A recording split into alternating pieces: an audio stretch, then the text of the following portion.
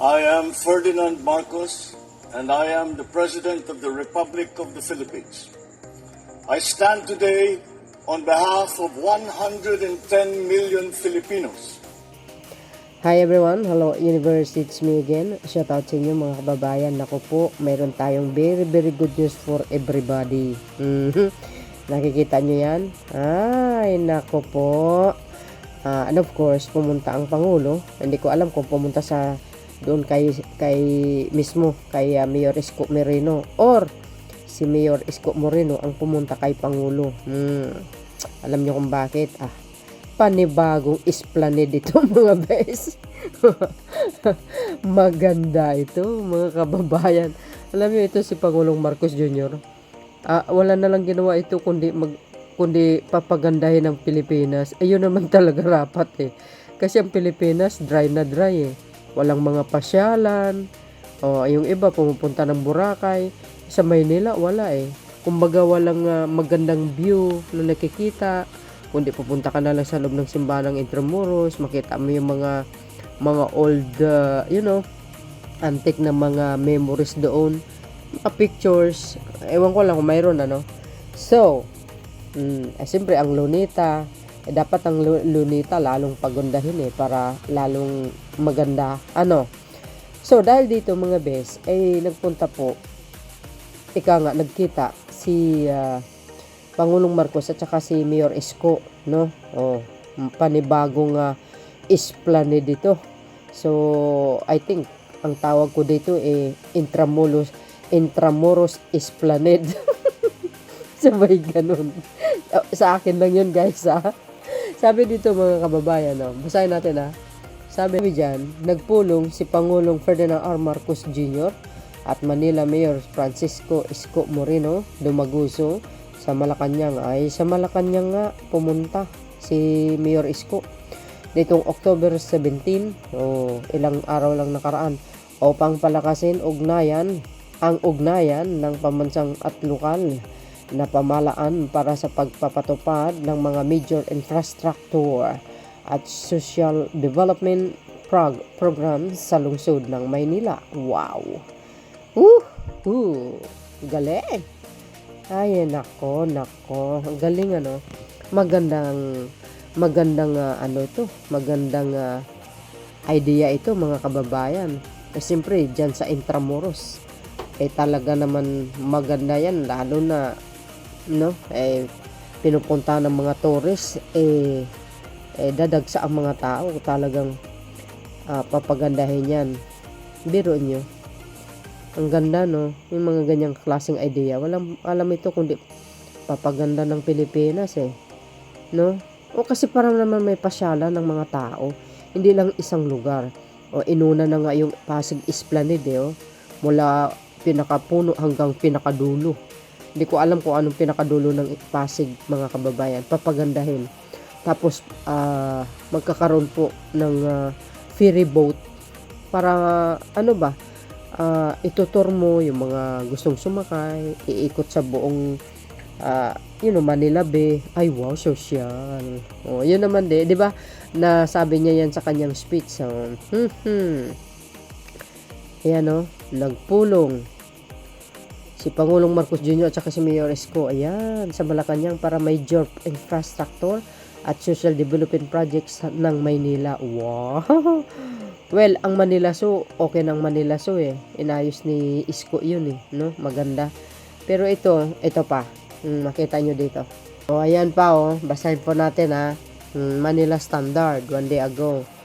Ayan, ito po. President Ferdinand Marcos Jr. and Mayor Isko, discuss on Friday, October 17, the capital city blueprint for sustainable development in the alignment of local and national infrastructure priorities. Aside from the proposal, Intramuros Forest Park, ayun, mga best. Intramuros Forest Park, Dumaguso also presented the restoration of Plaza Calderon. Rehabilitation of the Luton Underpass. Ayan in the construction of the pamantasan ng lungsod ng Maynila College of Health and Science, together with the Manila Mayor is former Press Secretary Cesar Chavez, who currently serve as his chief of staff. Wow, di ba? Social, mga bes. Wow!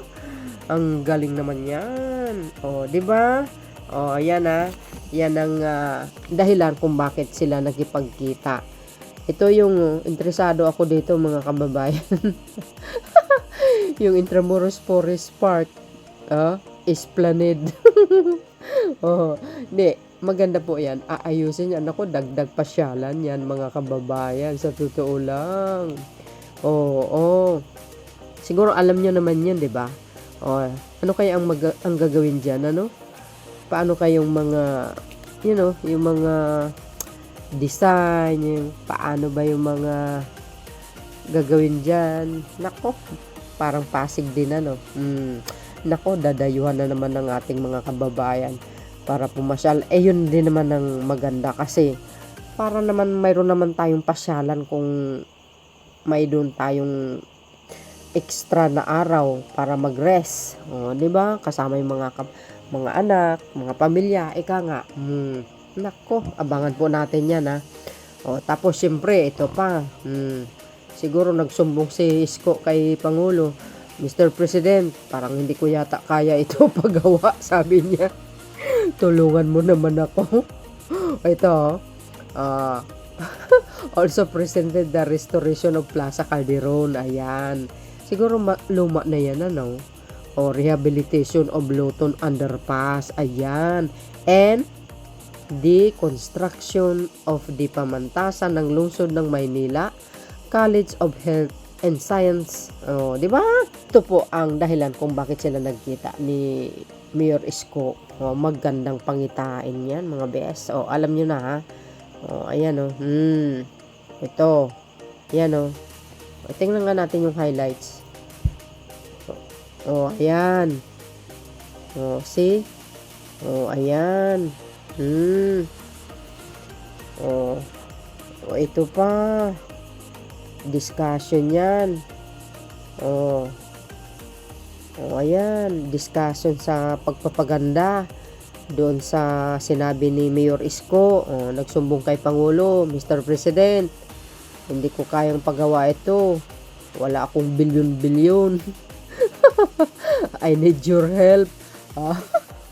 Diba? Ito yun, mga bes. Ito yung Intramuros Forest Park. Yun yung sinabi ko. Ito yun, nakita nyo na kailangan pagandahin ng pagandahin. Naku, maganda yan, ha. Magandang pasyalin yan, mga kababayan. Sa totoo lang. Yan pala yun. Intramuros Forest Park Esplanade. Di sa akin lang yun, mga kababayan. Ay, naloka akes, mabes. Ito, ayan, Ito po yung Intramuros Forest Park. Di ba? Lalong papagandahin yan. Pagandahin ng pagandahin. Mga landscaping, kung ano-ano pa. Ay, hindi ko alam. Dahil wala naman tayo alam dyan sa design. Pero in fairness naman, mga bes, pag natapos yan, ay wow, social. Another pasyalan. See? Yan. Bakit yung mga PAS admin, hindi nila naisip yung mga ganun, ano? Yung pagpapaganda ng Pasig, papaganda ng Intramuros. Malay natin, ang Luneta, baka lalong papaganda, hindi natin alam. Diba, mga beswa? Siyempre, yung sinabi ni Isko, yung Luton Underpass, mga luma na kasi yun, eh. So, I think, yung mga sumbong ni Mayor Isko ay tutugunan ng Pangulo. Hindi naman siguro abot ng 1 billion ng mga yan. Ilan ba yun? Ilan ang yung sinabi niya kay Pangulo na kailangan baguhin? Dami niyo po. Marami yun, mga bes. Magandang balita ito. So, alam nyo na kung bakit nagpunta si Mayor Isko. Kaya Pangulong Marcos Jr. sa Malacanang. Di ba? Malamang baka sabihin niya Mr. President, baka gusto mo ako tulungan. I need your help naman. Di ba? Baka lang, guys, yun lang aking kaisipan ko lang yun. Iyon naman talaga rapat, 'di ba? Ang mga LGUs nagsusumbong sa pangulo ng bansa pag may kailangan. Siyempre, 'di ba? Kung ako siguro ang LGU, sasabihin ko, Mr. President, baka naman gusto mo ako tulungan. Paggawa ko yung plaza namin. O, 'di ba? O. Ang pangulo madali lang kausap 'yun, mga kababayan. Hindi po ano 'yun. Basta pagdating sa kapakanan ng mamayang Pilipino, pagpapaganda, aba. Walang ano 'yan, walang alibay-alibay. Direct to the point, as long as makikinabang ang sambayanan at mapakinabangan din ng lahat, ika nga, para din sa kapakanan ng lungsod ng Maynila. Alam niyo naman, ang Maynila sentro 'yan, capital city ng Pilipinas. Wow. So yun mga bes, ano po ang kapalagayan nyo dito sa nakatakdang pagpaganda lalo ng Intramuros Forest Parks Esplanade? Naks, hindi. Natatawa ako doon sa Esplanades na yan. But Just this Friday, I had a very productive meeting with the Mayor of Manila where we discussed key projects that will further transform the city.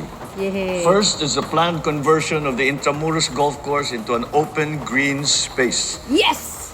Love it!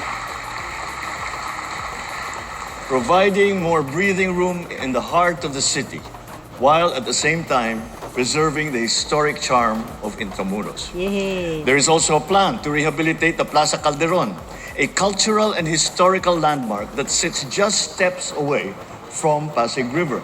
Wow. To make the area even more walkable, we will enhance the Loton Underpass to improve pedestrian access to the Esplanade and the entire riverside stretch. Yay! Naku! Gaganda talaga All ito. these efforts are part of the larger vision to create a culturally rich urban environment where history, nature, and modern living come together seamlessly. Yay. This is yet more proof that when the national government, the private sector, LGUs, and the communities collaborate and work as one, great game-changing things will happen. There's much still to be done, but we're consistently moving, especially with the help of our most industrious and non-stop Energizer Bunny, the First Lady. Narinig nyo yun, mga bes? Anyway, thank you guys for watching. There's more. See you again on my next upload video. Bye, and baboos. God bless Philippines.